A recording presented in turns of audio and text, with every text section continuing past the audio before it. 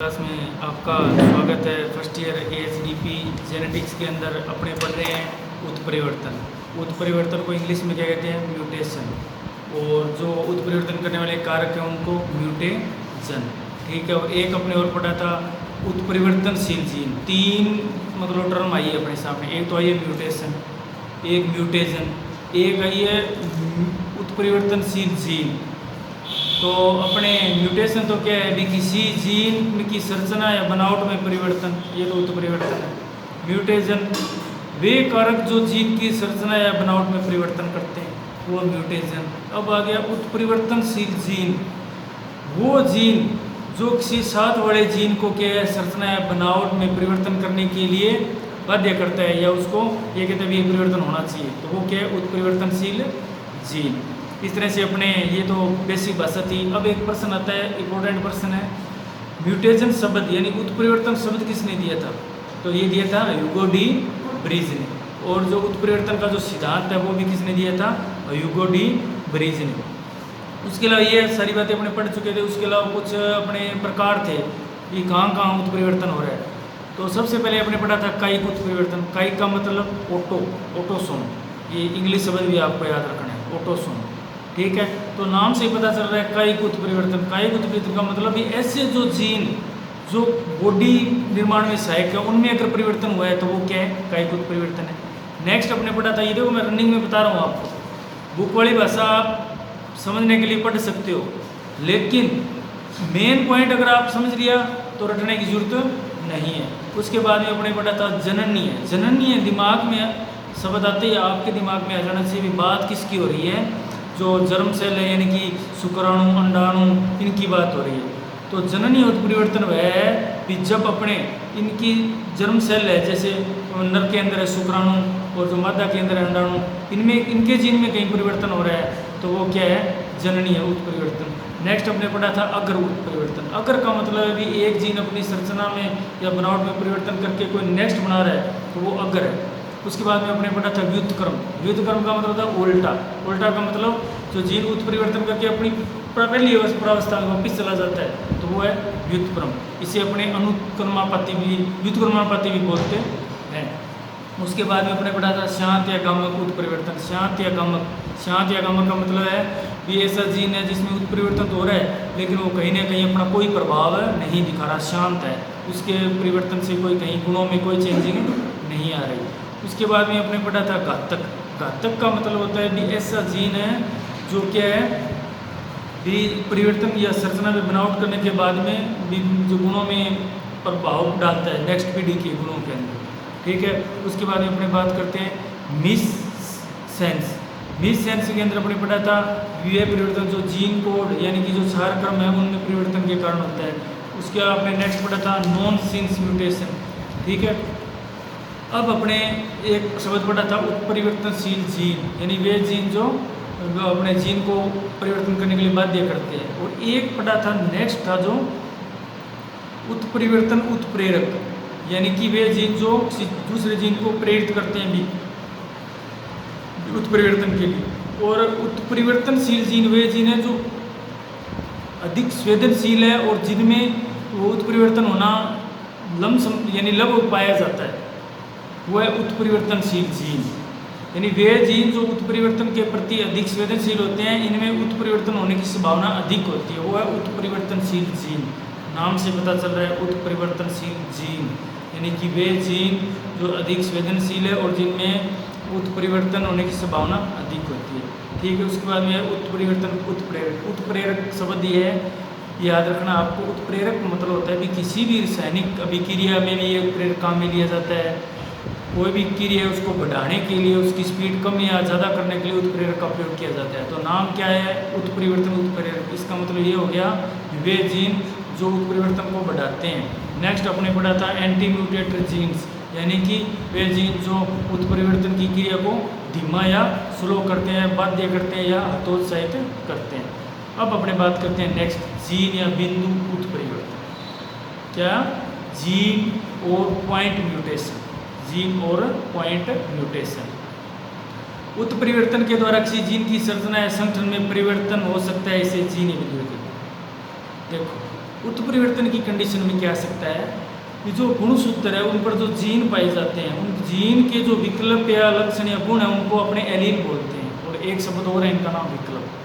देखो उत्परिवर्तन के दौरान क्या है कि जीन के किसी पॉइंट में, किसी एक बिंदु पर जो उत्परिवर्तन होता है उसे क्या कहते हैं, बिंदु उत्परिवर्तन कहते हैं। कोई ज़रूरी नहीं है कि जो पूरा जीन है उसमें परिवर्तन हो, नहीं, कोई भी एक पॉइंट आप कोई भी एग्जांपल ले सकते हो किसी भी तरह का, ठीक है। तो मान लो कोई लंबाईपन का है, बोनेपन का है, कलर का है, या कोई और गुण का है, या अपने कोई हाइब्रिड, कोई अपने पशुओं के अंदर कोई भी एग्जांपल ले लो, पौधों के अंदर ले लो, तो किसी एक पॉइंट पर अगर कोई उत्परिवर्तन होगा तो उसे क्या कहते हैं, पॉइंट उत्परिवर्तन।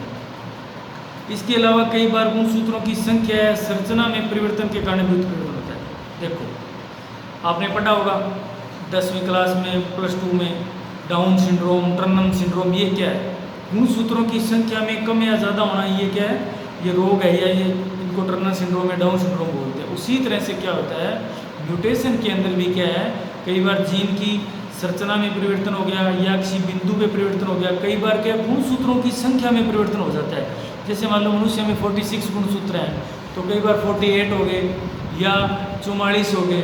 तो जो गुणसूत्रों में कमी या वृद्धि हुई है उसके कारण जो परिवर्तन आता है उन्हें क्या कहते हैं, गुणसूत्रीय उत्परिवर्तन कहते हैं। लेकिन म्यूटेशन का अर्थ अधिकांशतः जीन या पॉइंट म्यूटेशन से होता है। लेकिन जो उत्परिवर्तन शब्द आया है म्यूटेशन, वो किससे संबंधित है, जीन में परिवर्तन से, ठीक है। गुणसूत्रों में कमी या वृद्धि हुई है, कोई दिक्कत नहीं है, कमी भी हो जाती है, बढ़ जाती है, लेकिन वो एक अलग रोग में आ जाता है, जैसे टर्नर सिंड्रोम, डाउन सिंड्रोम, लेकिन उन्हें भी उत्परिवर्तन बोलेंगे। लेकिन जो उत्परिवर्तन शब्द है म्यूटेशन, वो किससे संबंधित है, मेन जीनों के संरचना या बनावट में परिवर्तन से।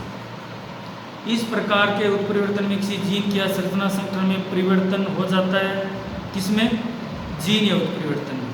इसमें कोई बड़ा परिवर्तन नहीं होकर किसी जीन से संबंधित परिवर्तन होने के कारण से, देखो मैं बात ये बता चुका हूँ पहले आपको भी, पूरे जीन में परिवर्तन नहीं होकर किसी एक पॉइंट या एक गुण में जो परिवर्तन होता है उसे पॉइंट या जीन या उत्परिवर्तन कहते हैं। इसके अंतर्गत एक न्यूक्लियोटाइड, अब देखो शब्द है न्यूक्लियोटाइड, बार बार शब्द आता है। जब न्यूक्लियोटाइड शब्द आए तो आपके दिमाग में आना चाहिए किसकी बात हो रही है, फास्फोरस, नाइट्रोजन, क्षारक और सल्फर, PNS, ये इसका कंपोनेंट है। वहीं अगर शब्द आ जाए न्यूक्लियोसाइड, साइड आते आपके दिमाग में आ जाना चाहिए, बीच के अंदर फास्फोरस समूह है नहीं है। अब अपने बात करते हैं, यह उत्परिवर्तन प्रमुख रूप से 2 प्रकार का होता है। कौन सा, जीन या बिंदु उत्परिवर्तन। प्रश्न पूछा जाता है पॉइंट म्यूटेशन कितने प्रकार के होते हैं, 2 प्रकार के। पहला प्रकार कौन सा, प्रतिस्थापन उत्परिवर्तन। प्रतिस्थापन का मतलब क्या होता है, प्रतिस्थापन का मतलब है किसी एक जगह से उसको हटाकर दूसरी जगह लगाना, प्रतिस्थापन। ठीक है, उसका ट्रांसफर या प्रतिस्थापन हो गया। तो यानी कि एक जगह, वो तो अपन स्थानांतरण बोलते हैं, लेकिन प्रतिस्थापन यानी कि एक जगह से हटाकर दूसरी जगह उसको स्थापित करना प्रतिस्थापन कहते हैं। सबसे पहले आप जो प्रश्न बनता है, जो पॉइंट होता है उसके अर्थ को समझना है, फिर आगे बढ़ना है। प्रतिस्थापन, इस उत्परिवर्तन में डीएनए के जीन या कोड या कोडोन में पाए जाने वाले नाइट्रोजन क्षारक को दूसरे नाइट्रोजन क्षारक या उसके व्युत्क्रम द्वारा प्रतिस्थापित कर दिया जाता है। यानी कि जो जीन के कोड है, जो क्षारक है, उनके जगह कोई दूसरा ला जाना, प्रतिस्थापन यानी कि किसी की जगह।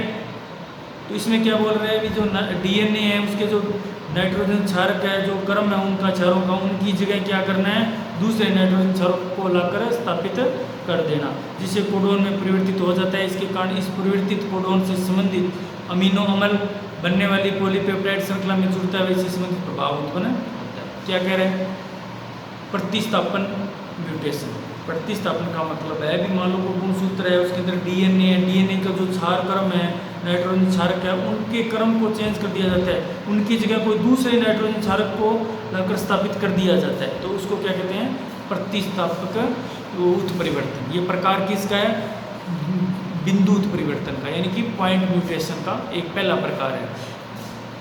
ठीक है, अब प्रतिस्थापन को उन्हें 2 प्रकार में बांटा गया है। वो कौन सा है, ट्रांजिशन।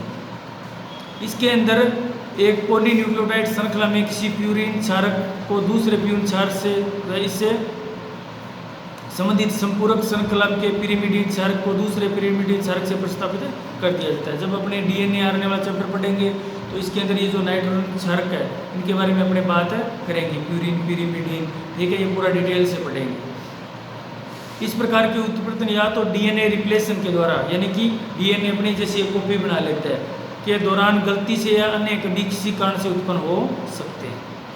कि डीएनए अपनी हूबहू कॉपी बना लेगा तो या तो वो कारण है या किसी अन्य कारण से जो ये परिवर्तन है होता है।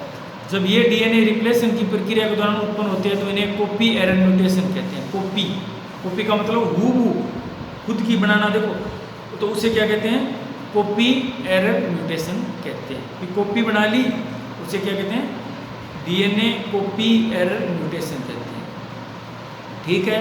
ट्रांजैक्शन म्यूटेशन विभिन्न क्रियाओं के कारण हो सकते हैं जो निम्न है।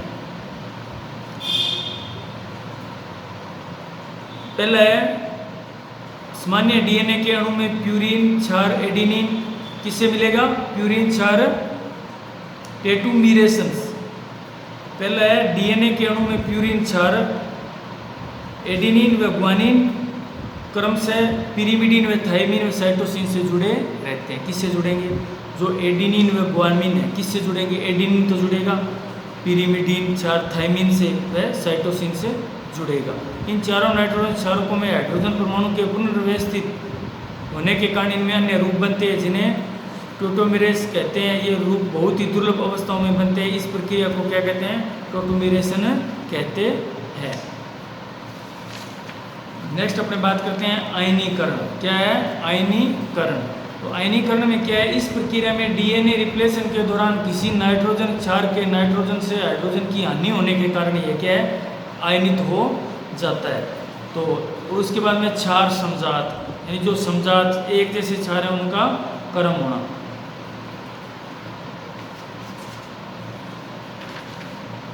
तो अभी तक आपने क्या पढ़ा, अभी तक हमने पढ़ा पॉइंट उत्परिवर्तन, यानी कि जीन या बिंदु उत्परिवर्तन किसे कहते हैं भी, जब किसी गुणसूत्र के एक पॉइंट या पूरे जीन में जो उत्परिवर्तन होता है उसे जीन या उत्परिवर्तन कहते हैं। ये कितने प्रकार के होते हैं, आगे 2 प्रकार के। देखो गुणसूत्र में परिवर्तन हुआ तो गुणसूत्रीय उत्परिवर्तन, और अगर किसी जीन के कोई भाग में परिवर्तन हुआ तो उसे पॉइंट उत्परिवर्तन कहते हैं। उसके बाद में अपने पढ़ा प्रतिस्थापन। प्रतिस्थापन का मतलब है कि डीएनए के गुणसूत्र के किसी एक पॉइंट या जो नाइट्रोजन क्षार है उनके क्रम की जगह दूसरे नाइट्रोजन क्षार का क्रम सेट कर देना, उसे क्या कहते हैं, प्रतिस्थापन। उसके बाद में पढ़ा इसके आगे प्रकार पढ़े थे, तो बाकी अपने